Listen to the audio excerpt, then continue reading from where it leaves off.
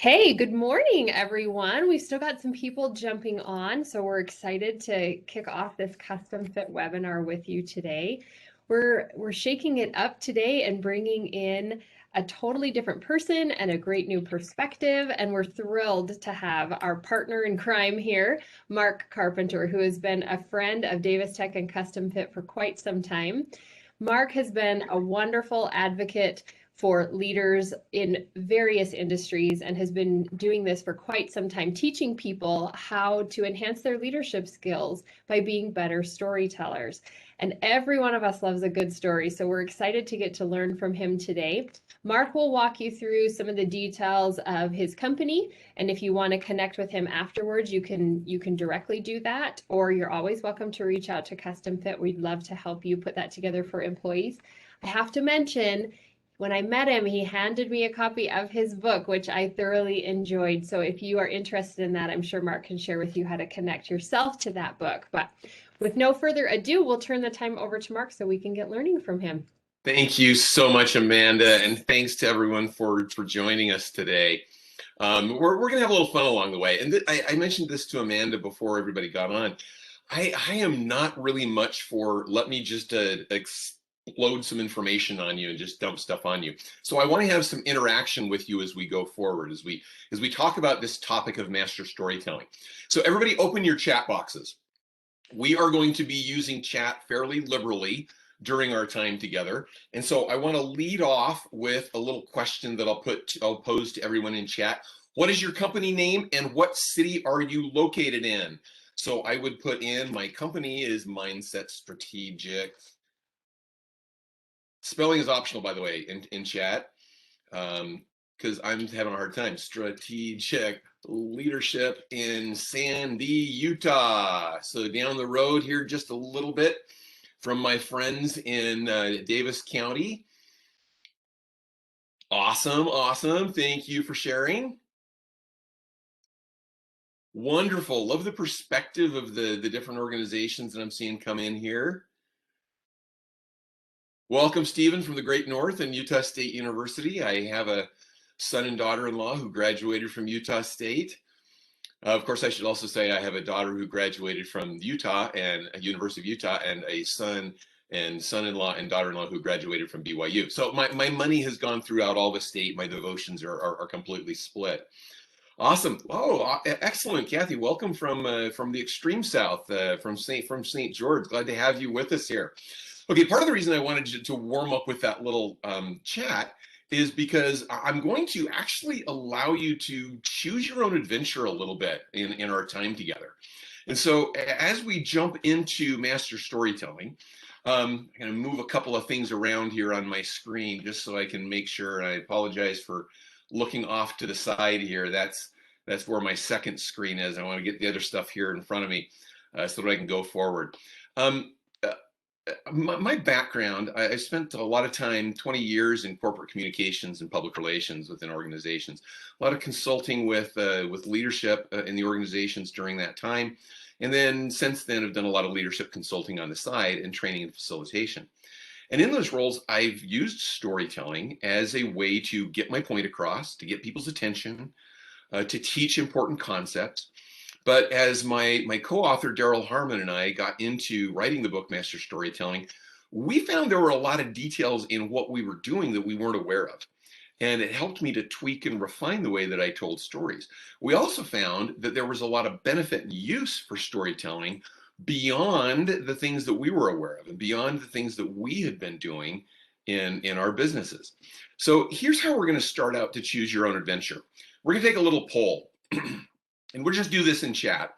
So, here's what I want you to vote on. Of these 4 topics on the screen, and it may be something else, but just which of these bubbles up for you is kind of the most important challenge you're facing? Is it customer service, adapting to change, increasing motivation, maintaining safety? And yeah, you can just put in A, B, C, or D in the chat. And I'm going to take some notes over here so that I make sure that I get the appropriate vote totals.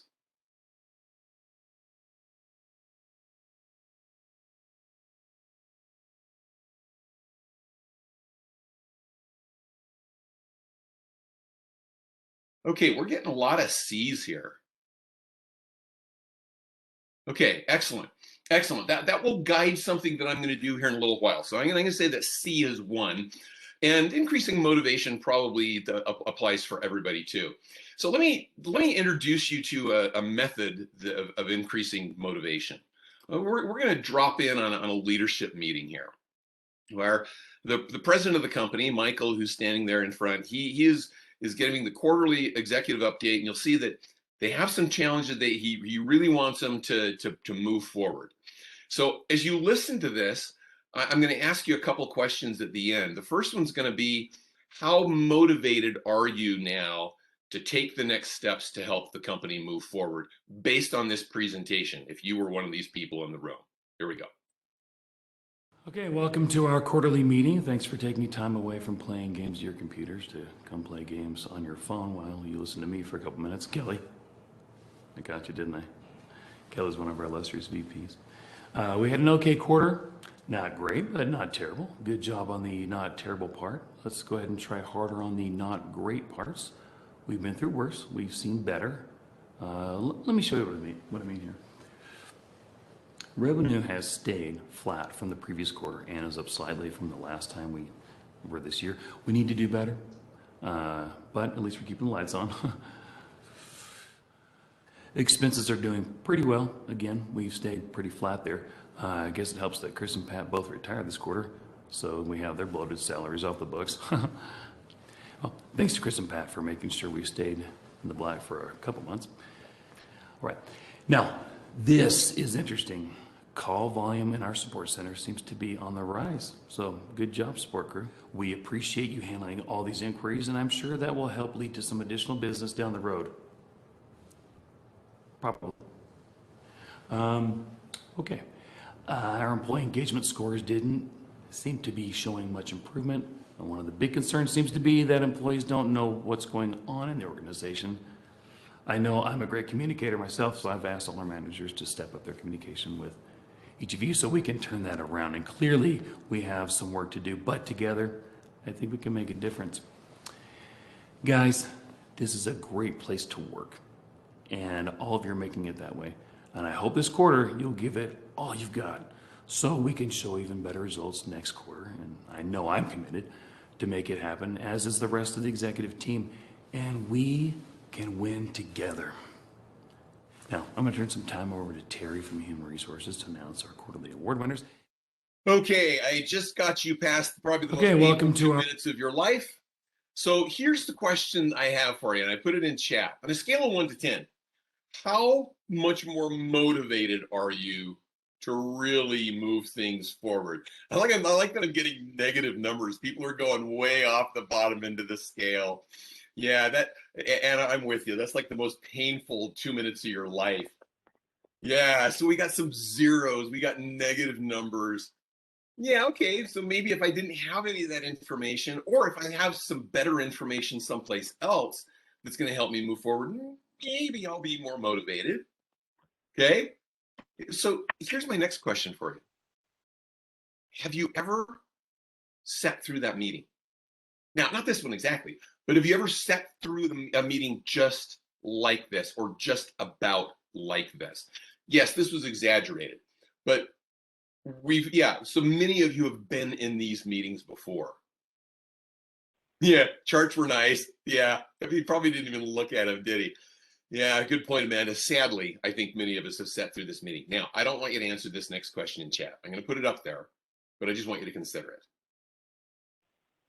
Have you ever led this meeting? Don't put this in chat. This is not confession time, but think about times when you've been trying to motivate people, to teach, to lead, to inspire. How do you do it?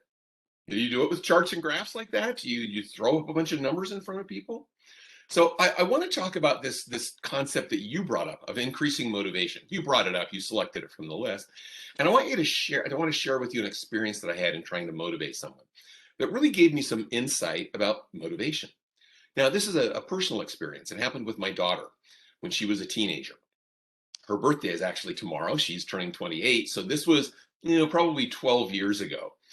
And one of the big issues that I had with her was her room. Now, just give me in chat. Well, what do you guess her room looked like that I had a problem with? If I had a problem with her room, what do you think it was that I had a problem with?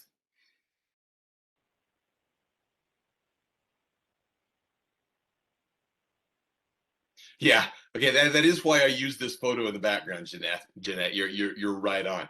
And this photo is actually a mild version. I couldn't find one as serious a version as hers. We could not get through. I don't know how she walked from the door to her bed. There was stuff all over. Yeah, and you make the comment, Anna, about the dishes. She regularly had dishes from snacks that she'd had down here, and they usually didn't have milk in them, or food on them, but they had the crumbs. Or she had paper, wrappings of snacks that she'd had, food wrappers and stuff in the room. I did so many things to try to motivate her. Now, let me ask you this in chat. What might I do to motivate this teenager to clean her room? What kind of strategies do you think I implemented to get her to clean this room up?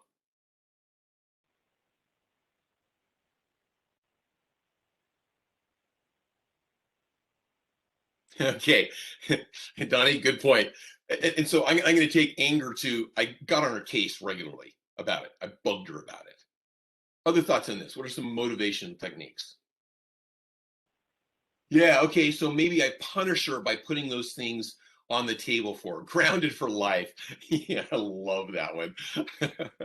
Or throw away clothes is another one that I've heard. Okay, so yeah, some punitive measures that I could put there. I tried so many different things with her, and none of them worked. But one day, 5 a.m., we hear this knock on our bedroom door, my wife and I, and it's our daughter. I'm like, oh no, she's sick. Is something wrong?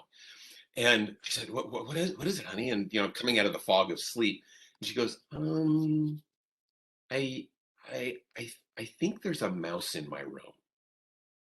Now, behind our house, there's about a 5-acre field where our neighbor keeps some alpacas. And yeah, it's not too surprising that there's some mice that would drift over. So sure enough, I went down, found the mouse under the dresser. We got the mouse, we released it into the wild behind the house and stuff. Took care of that. And then I went back to her bedroom with her and I said, look around your room and tell me why you think that mouse picked your room to come to instead of any other room in the house. She goes, I don't know. I said, no, just look. So she looks around the room and says, oh, probably eating the crumbs out of that wrapping paper over there, right? Out of that food wrapper. I said, yeah, what else? What else would be enticing to a mouse? I don't know. I said, look at these clothes on the floor. She says, what about them? I said, don't you think they would make a very nice little nest for a mouse? Now, how does she respond to that? When I brought that up, how do you think she responded?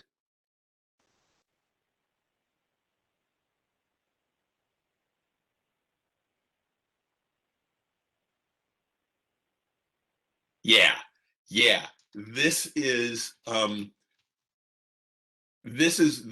where she goes. It was like, what? Oh, is it? Oh, you got to be kidding me.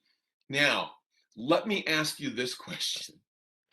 From that point forward, what did I need to do to get her to clean her room? From that day on, all I needed to do to get her, yeah, place more mice. Well, actually, no, I did not place the mouse. Let's be clear on this. Full disclosure, I did not put that mouse there. The mouse came there on their own. But yeah, and it was just a little reminder. In fact, the phrase that I started using when there was clothes on the floor or there was food wrappers out, I would just start saying, oh, you're inviting the mice back in. Okay, I'll clean the room. Okay, and it was done. I had to find not what I felt was a real good motivation, but what she felt was a really good motivation. And that taught me a lot about how do you motivate people. You can't look for, this is important to me, it should be important to you. But you got to connect to the things that are important to them. And so that's what I've tried to carry forward as I've motivated people in business. Now, it's a little different take on how to talk about motivation. We all like stories. I hope you enjoyed that story. It's a true story, or based on true events, I guess I should say. Stories are everywhere in our life, and there's something enticing about them, and we see them all over. They come in all these different forms. We remember fairy tales from when we were a kid, or little storybooks that we'd read, movies, books, articles, TED Talks, pitches, social media posts sometimes include stories. These are everywhere. We even use that word story sometimes to say, yeah, what's that person's story? What's going on with them? But this isn't the kind of stories I want to emphasize today. And it's not the kind of stories that we talk about in Master Storytelling. We focus very specifically on real life experiences that can be turned into stories with a point to make, and with this purpose: to teach, lead, sell, or inspire. So I want you to start thinking about that. Where in your life could you use stories to more effectively teach, lead, sell, or inspire? How could that enhance? And I'm not saying, we'll go back to the video that I showed you. I'm not saying never show charts and graphs, never show numbers, never talk about product details. But I'm saying, how could you enhance those things with stories that are going to be more connected to people? So here's our definition, the definition that we work with when we talk about a story, because there's several definitions that you could use out there. It's a three-part narrative, a beginning, a middle, and an end, that has characters, conflict, and there's some kind of change at the end. Now, I've talked about it being a real life experience, but it's not just an experience with the purpose to entertain, or we do that all the time. We come home from work, how was your day, what happened at work, and we might tell some experiences of the day. That's just passing on information, but it's with a point to make, and it goes back to that point of teach, lead, sell, and inspire. So keep that in mind as we go forward. And again, make that connection. Where could you use storytelling to help you accomplish those goals? Okay. So why does storytelling work? We know we like stories, but why? There's actually some really good reasons that have to do with the makeup of our humanness. And most of it's happening, we listen to stories with our ears, but it's mostly what's happening between our ears that makes storytelling so enticing for us. A lot of the work that we've done on this aspect comes from, draws from Dr. Paul Zak, who has this wonderful title. He uses the title of a neuroeconomist. And I love that because it's how the brain works in helping us make decisions about moving forward. And Dr. Zak's done a lot of work about what happens within our brains when we hear a well-told story, an effective story, and particularly stories with a purpose. I love this little quote from Dr. Zak. Narratives that cause us to pay attention and involve us emotionally are stories that move us to action. So think about times in your life, situations you may be in, where you need to move someone to action. And think about how storytelling could be a skill that could help you to do that, to help you accomplish your goals and objectives. Because that's really what our focus is. Use storytelling to help you teach, lead, sell, and inspire to accomplish your objectives. So what goes on in our brain when we hear a story? And as I talk about this, and again, this is from Dr. Zak's work. He identified 3 chemical reactions that go on within our brains in a well-told story. And I want you to think back to the story that I just told you about my daughter, because I'm going to make the connection to that story and to these brain chemicals. The first thing that we get in a well-told story is we get a little hit of oxytocin. Oxytocin is sometimes known as the trust hormone. You get this when there's something relatable going on in the story. Now think back to the story I told you about my teenage daughter. You may not have teenagers, but you've been a teenager. And so when I asked the question, what do you think the issue I had was with her room? You immediately knew what it was, that it's a mess, that she needs to clean up her room. You can relate to that. There's a connection there. You've either been the teenager or the parent in that story somewhere. So you could make some connection. That involves you in the story so that in a way you're living it vicariously. You're having a vicarious experience within that story. The second thing that happens is we get cortisol. Cortisol is a hormone that allows you to be hooked. It heightens your attention. This comes in when there's some kind of conflict. When we find out these strategies that I'm trying to use to get her to clean her room aren't working, you can hear the frustration in my voice. You can sense that. You've sensed that yourself.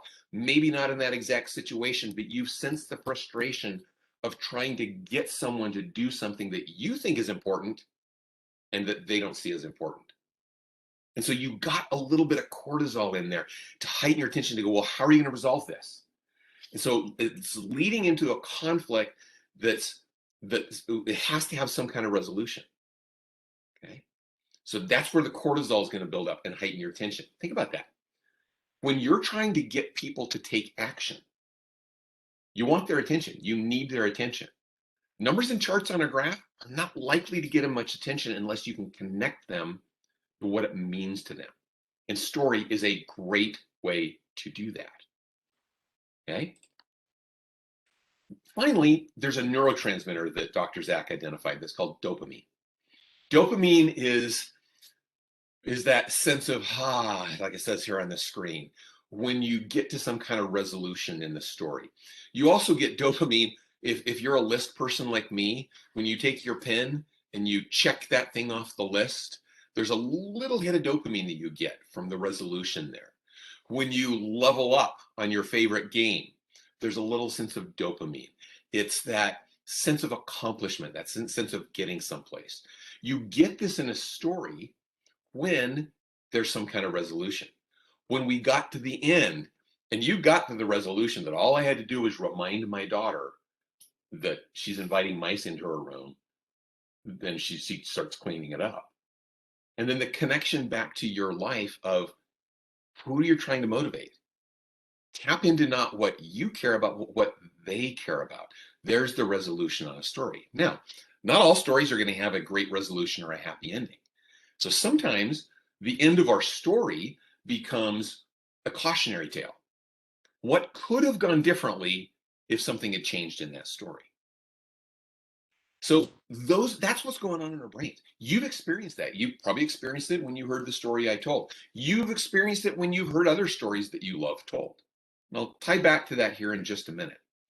I made the point earlier that the stories we're looking at in master storytelling are all around real experiences. So where do you find these? Where do you find stories to teach, lead, sell, and inspire?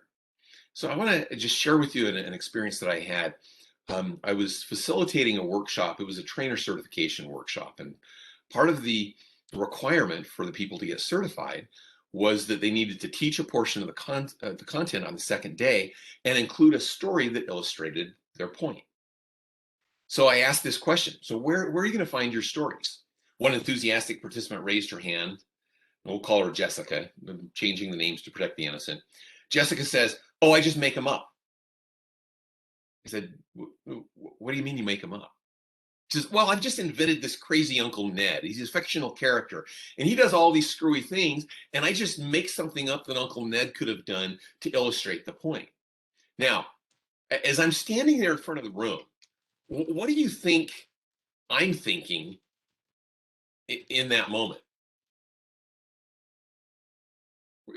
I'll put it this way. What concern might I have with that as a response?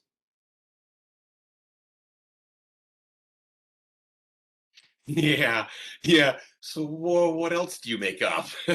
What else do you? And I like the emoji that I got there too.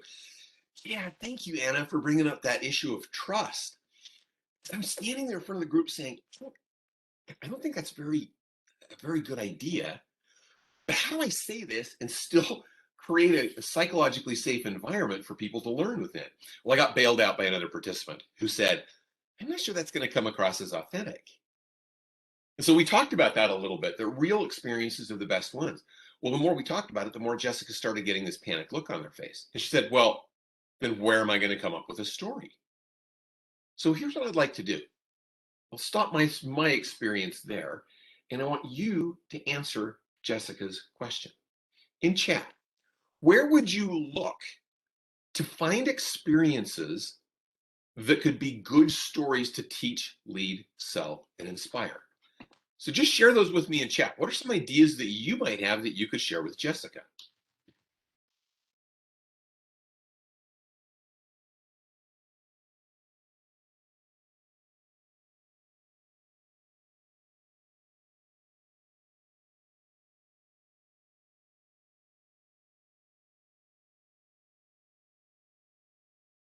Yeah, let's get because a lot of you are getting to the broad question, which is like everywhere.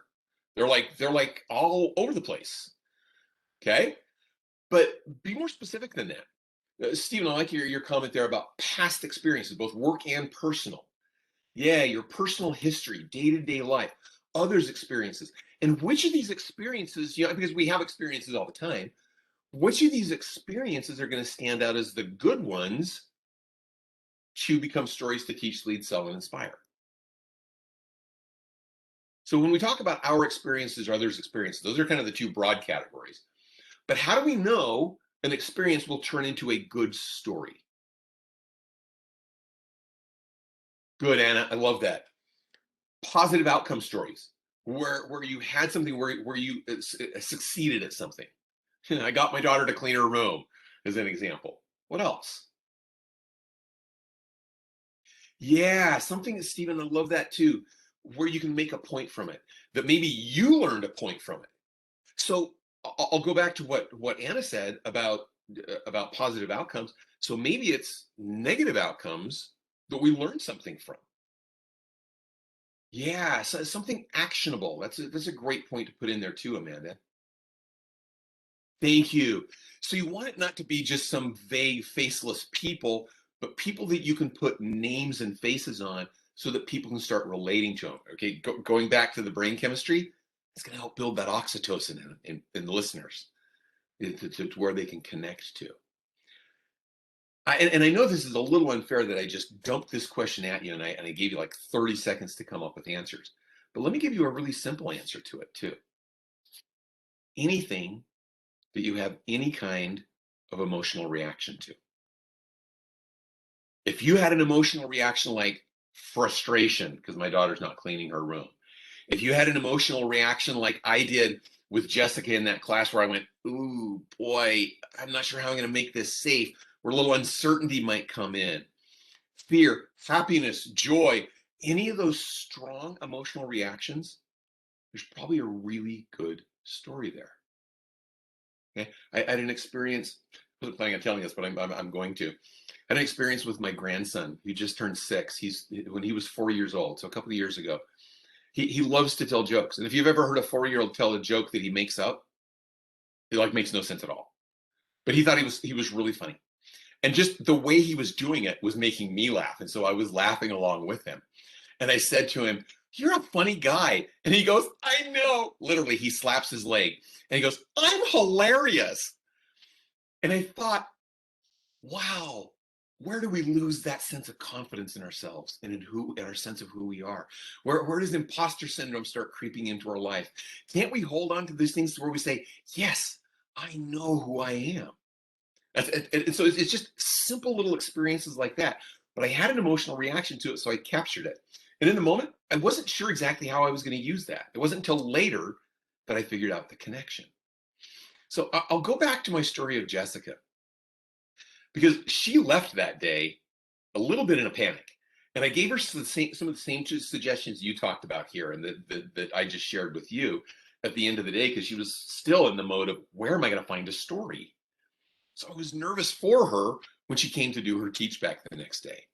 When Jessica stands in front of the room, she delivers a great teach back and told this fantastic story of an experience that she'd had the evening before on the hotel elevator.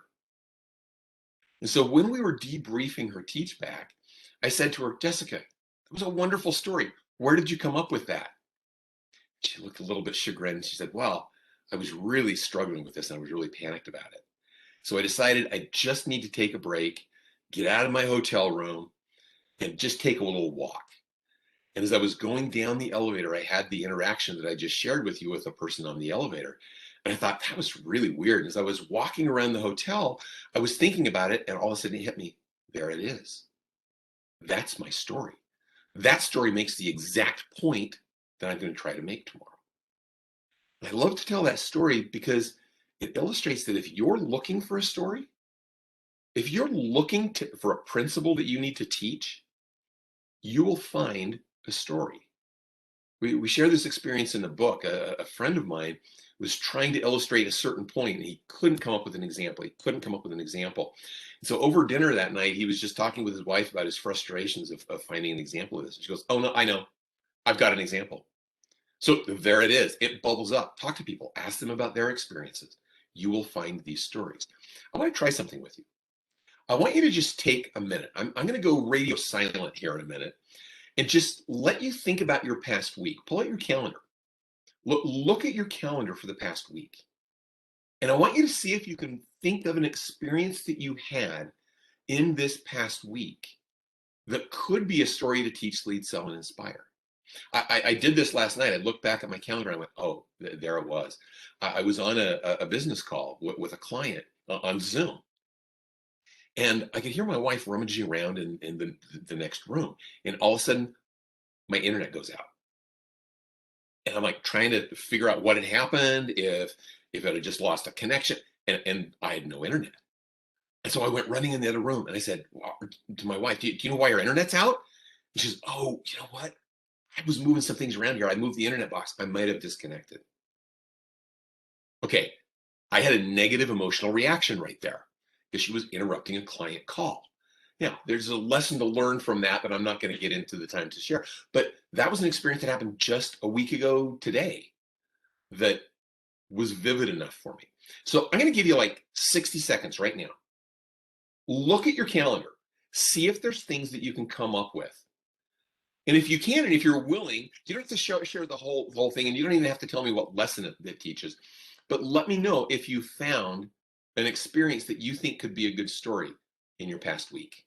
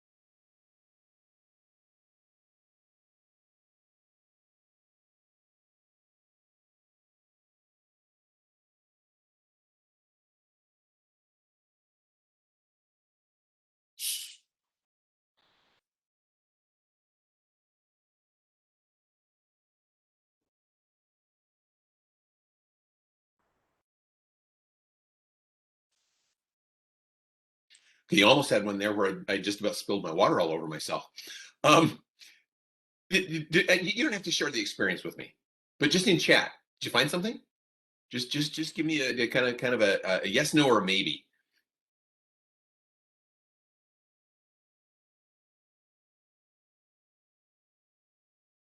Yeah, yeah, good one, D. Harmon. Yeah, good. They're there. They're there, and especially if you're looking for them. I encourage people to make a habit of just keeping a little notepad with them or a file on your phone where you can just capture those experiences when they happen to you. And then later you can figure out how to turn them into good stories. I actually, because I pitch this all the time, I pushed myself on it. And every Sunday, I put an article on LinkedIn that's based on a story of something that happened to me the previous week. It's my Story Sunday article. So if you're interested in that, you can follow me on LinkedIn. Look for Mark Carpenter in this face. There's a bunch of Mark Carpenters, but only one has this face. And I would love to connect with you. Okay, so what is it that makes a great story then? Share with me in chat. What's your favorite story? And this could be a book, a movie, a favorite family tale, One of my favorite stories, partially because it's filmed here in Utah, is The Sandlot. So I love looking at the backgrounds and going, yep, I see those mountains all the time.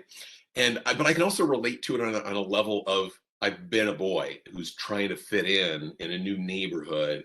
And so that's the main theme of this story. So share in chat your favorite story. No, it doesn't have to be true. So it can be novels. It can be anything like that. Yeah. Oh, Shawshank Redemption. That's so funny. I was just thinking about that movie last night. I'm trying to remember what it was that prompted me.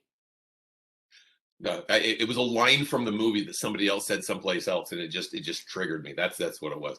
Okay, what else? What are your, the rest of you? What are your favorite stories, books, movies?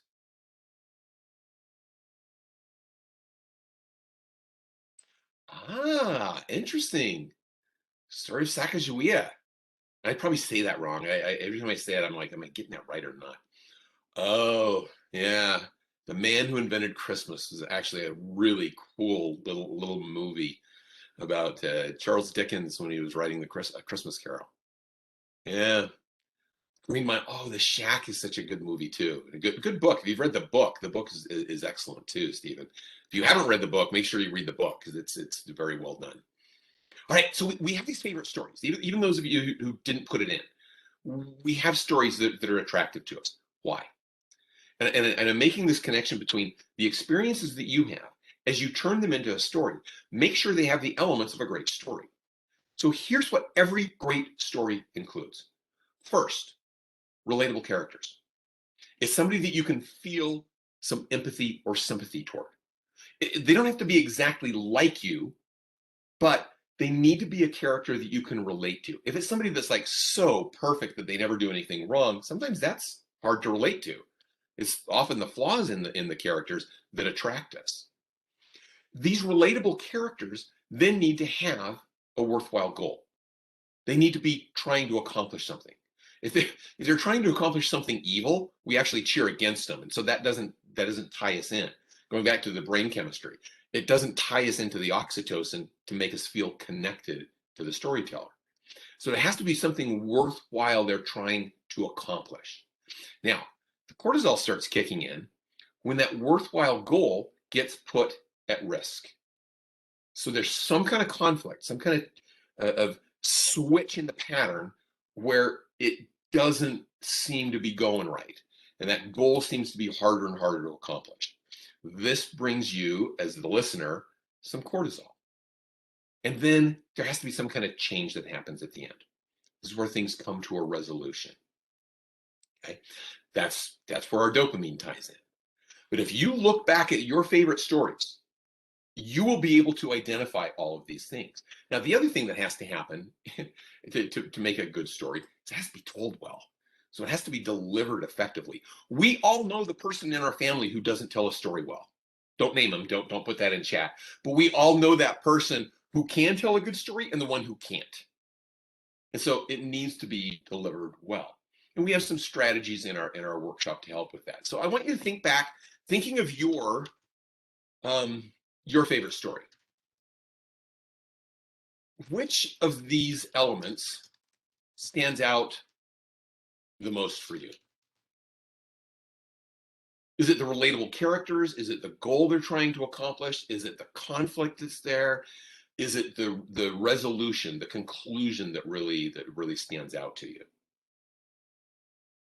Yeah, Donnie, I love your example that you put in actually right before I put that question, got that question into chat. But that struggle of somebody who doesn't feel like they can measure up. Lord of the Rings is a completely invented world, but we can relate to the things that the character's going through, and so that story connects to us. Yeah, so the resolution and the change are pretty strong for Jeanette and Amanda. Other thoughts? Yeah. Okay, so Stephen, your point about Morgan Freeman's narration, that's the well-told story, right? If we could only get Morgan Freeman's voice doing all our stories for us. Yeah, that the journey, that worthwhile goal, Anna, good connection there. You can see it. And now that you know how it's affecting your brain, you can probably see the connection to your brain chemistry too. Now, in the short time that we have here, we don't have time to go through with you the structure that we teach in master storytelling, in the book and in the workshop with it as well. But we took this structure that really has been around for ages and that a lot of people have put their own twist on. All the way from Sophocles down to Pixar, and Joseph Campbell has a narrative arc that I think has 17 stages in it. We've actually simplified this into a 3-part structure. Again, we don't have time to go through it today, but we feel like that we can get our brains around.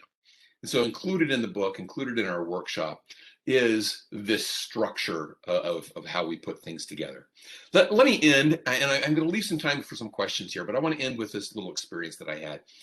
Early on as we were teaching master storytelling, I had a group of people who, as I was introducing the concept, they kind of were looking at me like this. These were the senior leaders, the 30 most senior leaders in a financial services institution, okay, financial services organization. And I was introducing the concepts of storytelling, a lot of what I shared with you today. They were kind of giving me this look. And I was interpreting this as, stories? Really? Come on, I'm a serious business person. What do I need stories about? So I was a little worried about how it was going to go. In fact, even during a break, I texted my co-author, Daryl Harmon. I said, I don't think this is going well. I don't think they're buying into this. Well, we came back from the break. And I said, okay, let's apply what we've learned. And I asked each of their functional groups to meet together, identify an experience that could teach or illustrate how their organization was contributing to the overall organization's goals. So they came back in and they started sharing these experiences. I gave them time to develop it. They picked a representative from their team who could tell the story well. They stood up and they delivered these wonderful, wonderful examples. There were times that people were drawn to tears about the value of the organization that were being illustrated. And at the end, I asked, what did you take away from this? And the first hand up was the vice president of compliance. Now think about the personality, the mindset of a vice president of compliance. So I was stunned when the words that came out of his mouth were these. I learned that stories are infinitely more interesting and compelling than data. And that's what I want to leave you with, is the power that storytelling brings. If you do it effectively, if you understand what makes a great story and how to craft it and how to deliver it, it can help you to reach your goals by teaching, leading, selling, and inspiring. So what else is there in the book? Again, we had a short time. In the book, in the workshop, we go through applying this brain science into your storytelling. We introduce you to the structure, our simple to use structure. And we give you some tips for powering up the delivery of your story and how to practice it. So you can learn more about this at our website, master-storytelling.com. Let me emphasize the hyphen. If you run those words together, you're going to get somebody else's site that's not nearly as interesting. We have a couple of free things there that you can download. We have a document we call the Story Catcher that helps you identify experiences and then how would I turn that into a story? What's that going to teach? There's also a podcast episode that's recorded there that you can listen to if you want to get a little more depth, a little more background. I also want to, as a thank you for your time with us, we have a workshop coming up that we do virtually in 3 99-minute sessions, September 14th through 16th. So it's a few months down the road.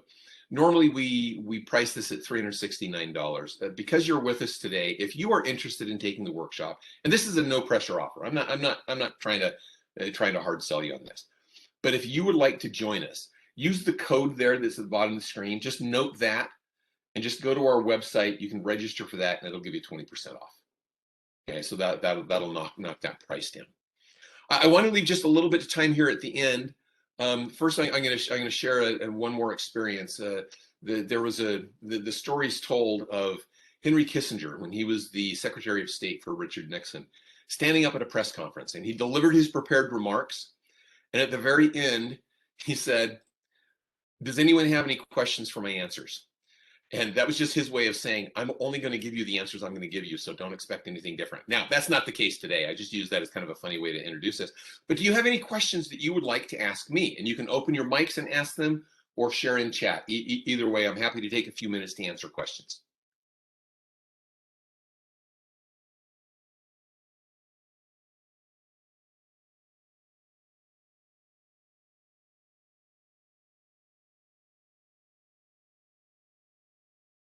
Hey, Mark, this is Steven. Can you hear me?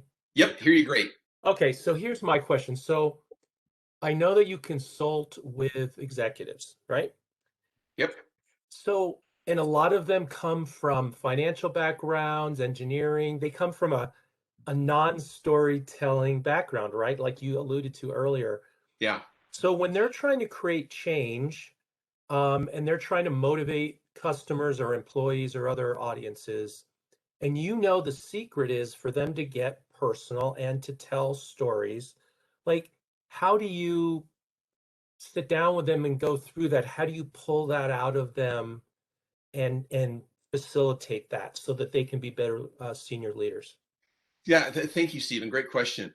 And part of it is helping them make the connection between what they're trying to accomplish and how storytelling can help get them there.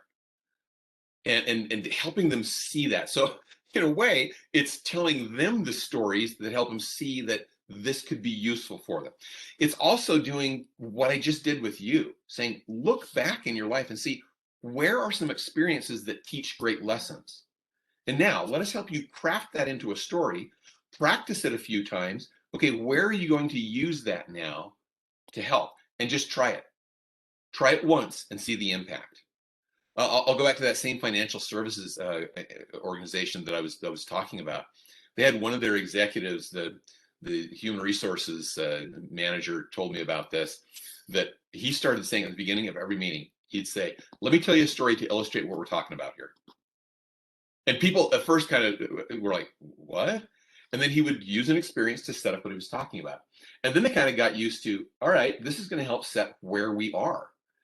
And it became this kind of startling revelation for people that this was a good place to get people focused in the right direction at the very beginning of the meeting. So it's really giving them an opportunity to try it too that makes a difference. Stephen, you mentioned the financial services engineering. I'll tell you another types of organizations that we work with a lot is sales. And salespeople are really good about facts and figures and why ours is comparisons, why ours is better than the competition. But we've found that that is a ripe and rich market for people who want to improve storytelling. Other questions? Mark, I have a question for you. So, if you're a really good storyteller, people should all be able to come to know what the point of your story is. But there's also communication is very fragile. And so, my question is, should you emphasize at the end of your story what it is that you wanted people to take away, or do you then lose the creative opportunity for them to take away what they needed to hear? Yeah, and we talk about this. Thanks, because that's a great question too. Um, we emphasize this in our workshop, is that you got to make sure that your point's very clear, and you don't have to get to the end and say, now the moral of this story is. But one of the great ways of doing that is to ask some questions at the end of the story and say, so what's the point here? And let them see if they've come up with it. And that will help you see, is that story effectively driving home the point that I want? Or do I need to refine it a little bit to help make that point? But there's also ways that you can just tie in the end to say, and this is what I learned from that. What do you take away from that? And that helps make that connection to the point that you're trying to get to, and helps ensure, and I think this was part of your question too, Amanda, to help ensure that you're actually getting the point across that you wanted to get across. Other questions?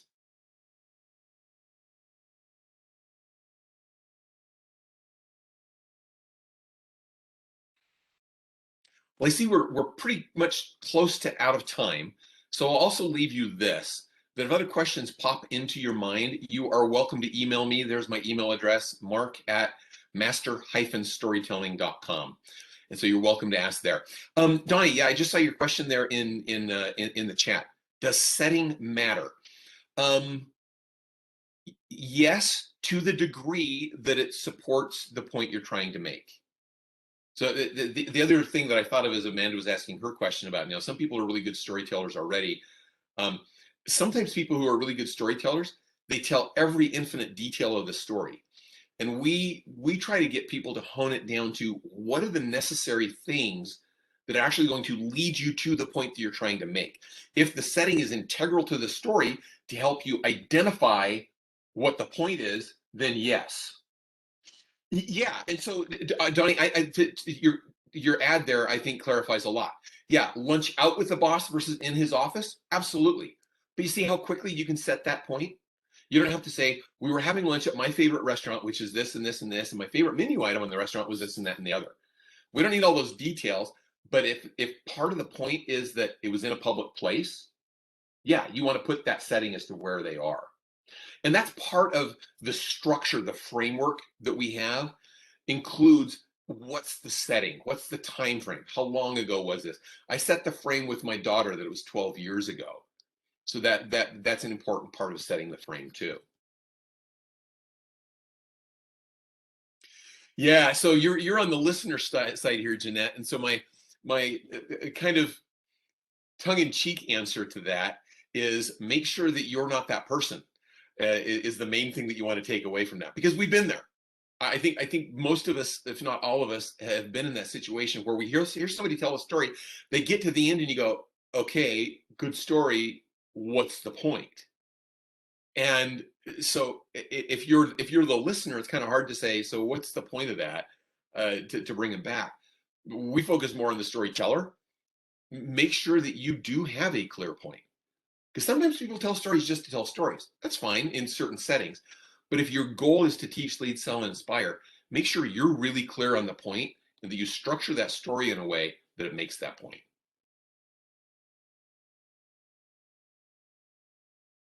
So if there's any other questions, I'm happy to continue to field them. Amanda, I will also just put it back to you for any parting comments that you want to make, because I believe we're close to the end of our time. I will stop sharing my screen and go back to this view where we can see each other a little bit better. But thank you for your time and attention. And if there's any way that we can serve you, I would love to hear from you. Pop me an email, join us on our website, join me on LinkedIn. You can connect with us in all those different ways. Thank you. Thank you, Mark. That was fascinating. I have to tell you that when you started to talk about the mouse, I thought you handled that a whole lot differently than I would have. So I love that you crafted that into a lesson for us, because I probably would have torched the house and moved. That would have been my solution. I commend you for what you did instead. Thank you so much. I think the power of story is so significant in everyone's life, whether you're looking at it through leadership or even just being a good conversationalist. So I think everybody can take something away from this. I did mention this in the chat, but when Mark mentioned that he has an upcoming workshop, feel free to reach out to us as well, because if you run that through your company, we'd be happy to help facilitate your registration and even help fund some of that through Custom Fit. So please lean on us if that's something that you would like to pursue. Mark, thank you so very much for your time today. It's been a delight to listen to you and learn from you. And now we can go tell better stories and inspire. Thanks so much, Amanda. And thanks everybody for your participation, for being here with us today. Thank you. Y'all have a good day.